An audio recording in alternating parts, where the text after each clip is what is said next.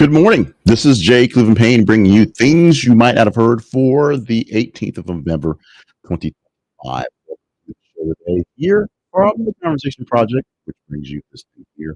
We at the Conversation Project like to remind you pretty often that we are your home for headline news, information, and pop controversies that are worth chatting about. And 8 stories on the docket today, including a fight over the right for Vegemite and also the right to use Charlotte Webb's name and the ability to pay for Wegovy, plus 8 total stories for this Tuesday to you today that you helped us in this conversational.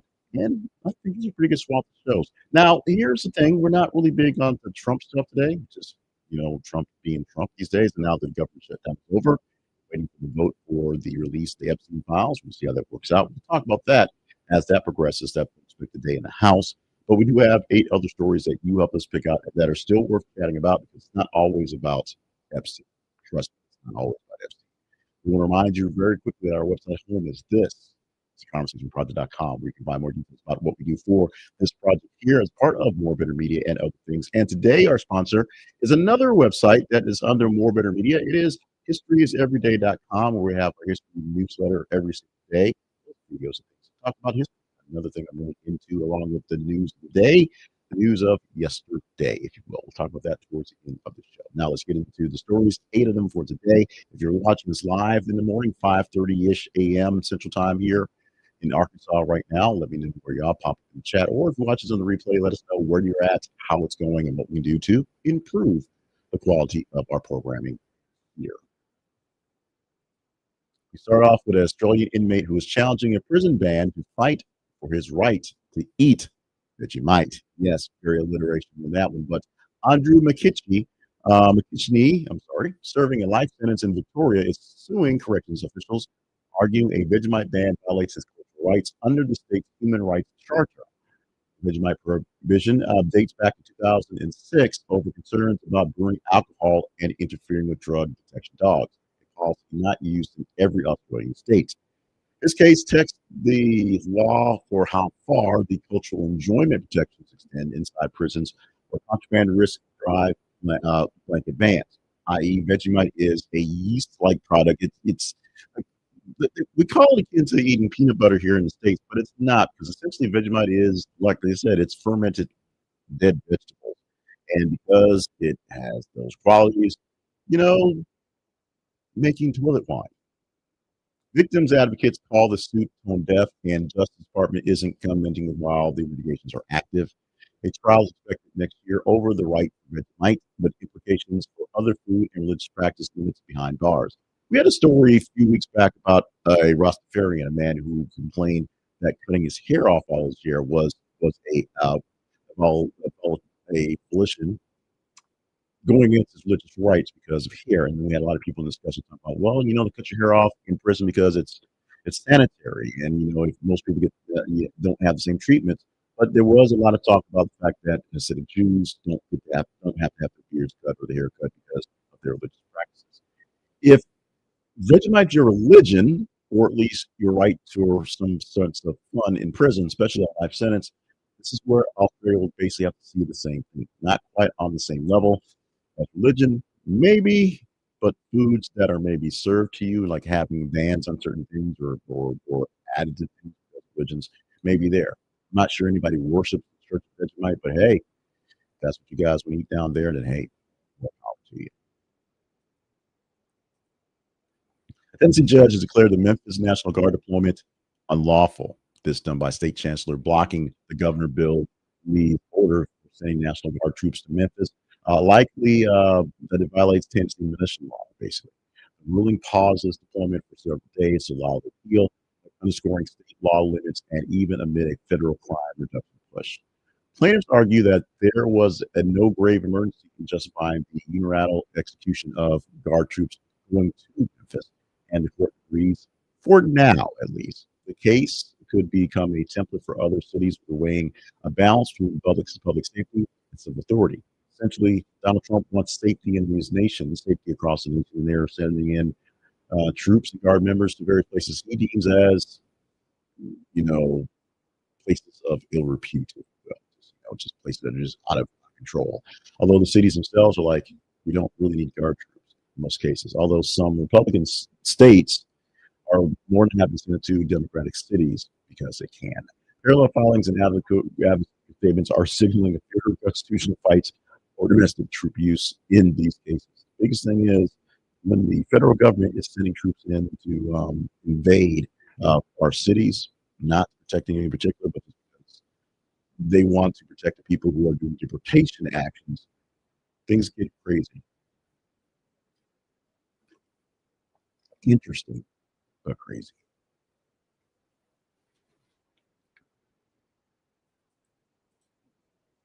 Cash rules everything around us, and the CBP is moving to restore about $36 million in NPR deal that was previously halted by the Trump administration's pressure. The Corporate for Public Broadcasting has reached a settlement to reinstate about $36 million to satellite distribution contracts for NPR. The reversal follows a legal fight which the CBT's initial rationale failed to persuade the court. Now it looks like they're getting their way, which is good for PBS stations and NPR itself. Restoring PRSS funding stabilizes the network backbone that many local stations rely on for national shows. The satellites will go back to flying again. The shows will go back on the air, and you can get more stuff for local stations that are in the rural areas that have issues with transmissions. The accord also cools a First Amendment flashpoint that has drawn scrutiny from member stations as well.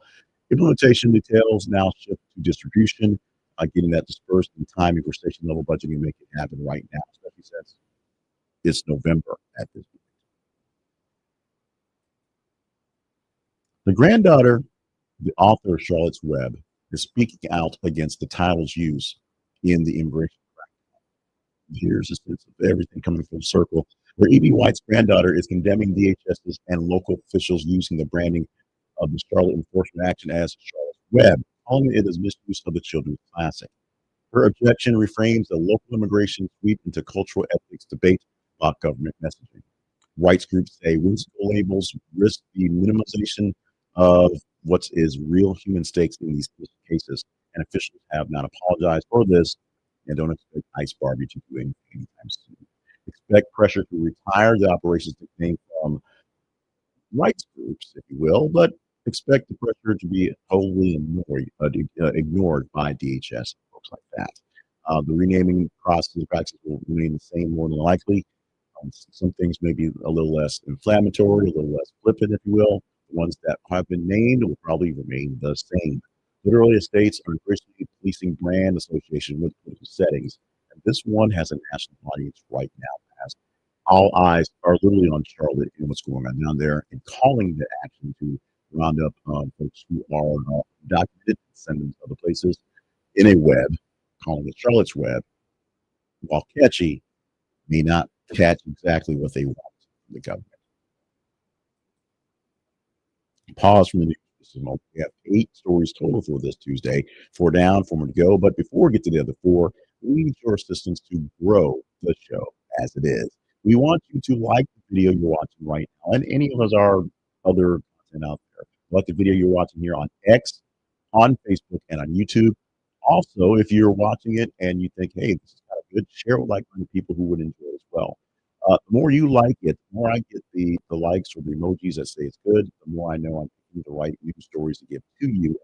Better at that. Plus, the algorithm will do a better job of sending to other folks who might like news coverage such like this.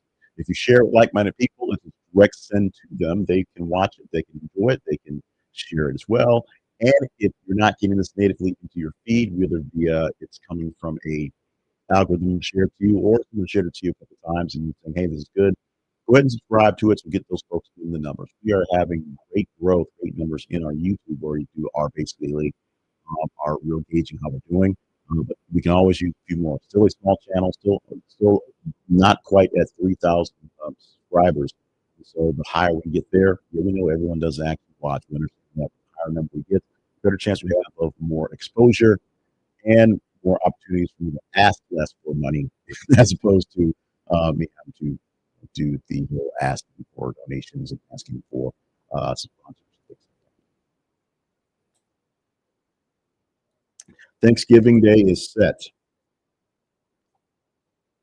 Not the biggest halftime show year out, of course, will be the Big Bad Ball, and he's coming up for the Super Bowl category. But 3 shows or 3 games that are going to be big deals coming in for your Thanksgiving Turkey Day spectaculars, including Jack White, Post Malone, and Lil Jon headlining the halftime shows. They all booked for the triple header with Post Malone going first, followed by Jack White and Lil Jon. I think that's the order. They put it 3 different ways in the story, so I think that's the order per the actual games in the night. Programming split aims to capture distinct audiences across the day's regional windows. Since you're all watching football anyway, and some people are watching for a little bit of extra entertainment, why not make it a spectacle? You'll have Stripes or Jack White himself, and then some Post Malone, and of course, Lil Jon saying, yeah, yeah, yeah, and okay, okay, okay a lot. But, you know, it was the 90s. You just have to go through it. And you will on Thanksgiving night. Expect synchronized drops for merch capitalization and tour teases and analog spikes for these 3 and folks that you calling for special shows. Production teams are leaning into short set viral moments over full band showcases. There's a lot going on with the Super Bowl prepping up for games. There's a lot going on in football where some teams aren't very great, and some teams that have traditional, although the traditional teams that have the games, the Cowboys and the Lions, are doing pretty well, so people will turn in for those games as well. But it's another way to get some extra eyeballs since you're not doing very much but eating a lot of turkey and watching a lot of stuff. So get your second screen surge, what's going on as you get a chance to watch some stuff and watch some stuff happening going forward this next coming weekend. Jeff Bezos is back. Never actually went anywhere, but it's an interesting facts from some of these pieces. He's going to be launching a new AI startup. He's going to be a new CEO or co-CEO back in the realm. He's not been the CEO of anything since he left Amazon many years back, which is interesting. He owns it. He owns newspapers. He owns a spaceship company, but he's not actually the boss of anything. But he will be again for this new project, this new AI venture that has multi-million dollars into the war chest, and Bezos is tossing a big chunk of his money into that big chest. The startup targets foundation models, infrastructure, and consumer products, leveraging Amazon adjacent talent without being an Amazon unit. So it's not Amazon; it's something brand new, but has some ties. So billionaire-led AI labs are consolidating and making big money. In fact, a note coming out from Elon Musk saying, "Hey, Bezos, welcome to the club." We're not sure if it was mocking or if it was literally a welcome to the club thing, but we'll see what's going on. As at some point in time, these things will have to start hitting each other. People will turn into the big tech push going forward. We shall see. That means hiring a nice big blend of research and hardware ops to get this thing going on day one. He's got the money to pay big. So look for cloud credit partnerships, data license deals with some early tells on where exactly Project Prometheus may actually land itself in the future. Justice from OJ. Finally, maybe, sort of, where O.J. Simpson's estate has actually agreed to pay $58 million to the Ron Goldman family. In probate, the executor accepted the Goldman family's $58 million claim stemming from the 1997 civil judgment against Mr. Simpson. The estate is reportedly worth about $1 billion, a little less, if you will. So getting this money is still going to be hard. However, the state say they're going to pay it.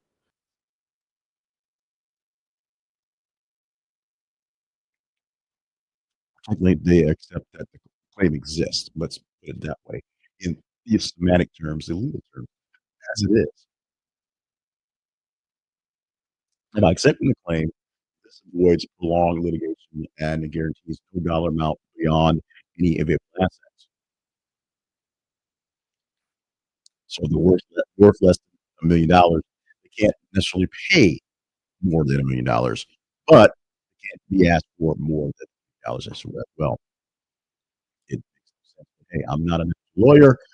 I failed to go to law school, so I can't tell you how these things work, except when they explain to me. So the Goldman family says they'll keep monitoring the situation as the case proceeds.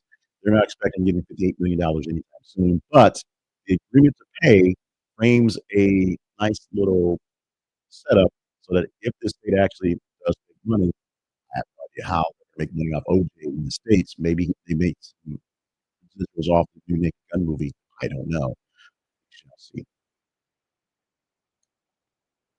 Dancing commercial people looking to lose weight can rejoice because it'll be even easier to make it happen, at least on the pocketbook.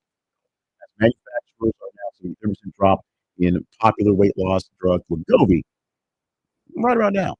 Novo Nordisk cut Wegovy's cash price to $329 a month, about 30% drop, similar to on most doses, except for the 2 milligrams, and still the big deal out there. Move arrives ahead of earlier timelines negotiated by the administration. That's Trump. That could pressure PBMs and rivals to list net dynamics at lower cost. I.e., Trump said that weight loss drugs are going to cost less, and they're costing less. This is good news. This is really pulpit being used for a good deal. And this is something that, ironically, Trump's not so much bragging about, which he should be. This is not putting gold in the White House. This is not tearing down a wing of a building that didn't need to tear down. This is saving money for people who want something. And this is for regular people. It's not people who on prescription. If you just want to buy Wegovy on your own and just have a weight loss deal and not have to deal with prescription for medical need, which is fine. Guess what? GLP-1s are good for that, and you can go out and pay for it, assuming they can keep up the demand going forward. Now that it has less of a cost, we expect demand to go up. Now, people who need it for their actual relief for some other ailments may be there. I had an issue where I have an issue where I actually take Ozempic, and I take it for my blood sugar, not for my diabetes, and the side effect, of course, is good. But for a while, it was touch and go because it cost a lot of money. It wasn't covered completely by insurance, and of course, people were taking it as big leaders in weight loss for the people who could afford it. There were issues going forward, and of course, Donald Trump's story about the guy in England paying, $100 for the fat shot that he paid in England, that he paid $1,000 in the States. Whether the story is true or not, if the story is true or not, are beside the point. Trump says, "Hey, this thing can be cheaper. They're making it cheaper." DJT, good job on this one. We try to do a good job of giving the news that is conversational, that is not sensational, that is something worthy of learning if you missed it and talking about in more detail if you haven't. But we also do the same thing for history. And we used to do that attached to this thing here with a history lesson and some birthdays and anniversary, things like that. We now do that in a separate issue, a separate piece brought to you by More Better Media, LLC. And it's at historyiseveryday.com. It is our website that brings the past to life, shows you how the headlines of yesterday still shape the world we live in today. Famous births, major milestones, and forgotten moments, and some untold stories that get lost in history are popped up every single day. In our newsletter, you get 12 history facts for the day, along with 7 people born and 7 people who passed on this day. On YouTube, you get the This Day in History podcast, video podcast, which is 3 history lessons, 3 births, 3 deaths. Of course, as we get along, we've been a couple of weeks without any good stories. We've got stories. We just have been, a little busy, heart attacks and all, to record some history tapes on things going forward. But we'll have those coming really soon with some time. We spend a lot of holiday time just sort of batching things and have things going forward. So if you want to see a Did You Know moment every single morning, it comes in your inbox or in your feed on YouTube. It's there for you every single day. Find all the links, all the places, all the joinings at our website, historyiseveryday.com, historyiseveryday.com. Get it in your inbox, in your feed, get it wherever you want to or you need to get your history lessons to you every single morning. Literally 7 days a week. We have Saturday and Sunday edition. We do not stop. History is that simple. It's there. You write it down, you copy it over. It's simple. Read your history, get it every day. History is every day. Our website home is this is a conversation project.com. Our email news address you find by going to our website. Our email address is the conversationbox@gmail.com. Directly email us with questions, comments, concerns. Check us out on Facebook, check us out on X, check us out on YouTube for the feeds, and of course, for some videos, hot takes, and all. TikTok as well, so we can get those hot takes to you as they come by. And enjoy the work we do with you, because it is a the conversation is about finding stories that are conversational, finding stories that are worthy of chatting up, finding stories that really are engaging in, and engaging with you in them, either in the chats and comments or in real time, as we try to make more real time events happen in the future. Celebrating a good time for this Tuesday, the 18th of November, 2025. My name is Jason, and I am thanking you so much for being with us for this show. If you enjoy what we're doing, like, share, and subscribe. Consider, if you're watching YouTube, becoming a partner, or consider becoming a partner and going to our partners page at our website. That's using Buy Me a Coffee. Consider being a member on our YouTube page, which I'll tell you is $1 discount off each tier, and and get you direct access to many things, including behind the scenes. When we put things up and put them into the feeds, you can see get early access to videos by being a member here as well. That's a big deal, I think it is. Meantime, love you, mean it. It's going to be a long week. We got big things planned for Thanksgiving. We're going to probably work 3 of the 5 days Thanksgiving. I think we take off Thursday, Friday, and do some extra Saturdays. See what happens. But we shall see on that end. We're going to learn to take it back a notch, if you will, enjoy this time off. History is every day won't stop because it's history is every day. But this one, we pause. Love you, mean it. I think I said that. Doesn't matter. You can't say it enough. Love you. Mean it. See you.